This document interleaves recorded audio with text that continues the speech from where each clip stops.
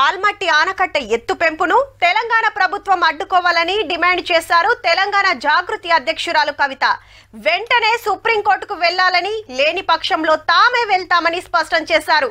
తాను ఏ పార్టీలోకి వెళ్లాలనుకోవడం లేదని, తెలంగాణ ప్రజల అభిప్రాయాలకు అనుగుణంగా తన ప్రయాణం ఉంటుందని అన్నారు. అలాగే తాజా పరిణామాలపై స్పందించారు కవిత. నలుగురు కలిసి నిన్ను టార్గెట్ చేసిండ్రని సీఎం సార్ అంటున్నాడు, నిజమేనా అక్క?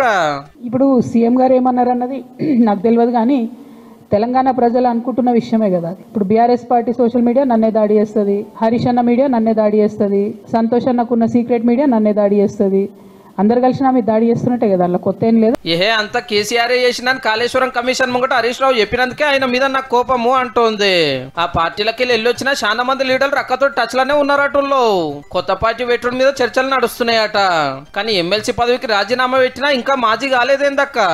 నేను మంచి సౌండ్ మైండ్ లో ఇచ్చిన సార్, కంపల్సరీ నా రెసిగ్నేషన్ యాక్సెప్ట్ చేయండి అని. మరి వారు ఎందుకు డిలే చేస్తున్నారో నాకు తెలియదు. చాలా కారణాలు చెప్తా ఉన్నారు, ఆ కారణాలు నాకు అనవసరం. ఎంపీటీసీ, జెడ్పీటీసీ, లోకల్ బాడీ కోటాల ఎమ్మెల్సీ అయితే ఇప్పుడు ఆ పదవులు ఖాళీలు ఉన్నాయి. బీసీ రిజర్వేషన్ల కోసం అందరు కలిసి కొట్లాడాలి అంటుంది, కానీ బీసీల కోసం పార్టీ పెట్టిన మల్లన్న ముచ్చట ఎలా పెడితే జై తెలంగాణ.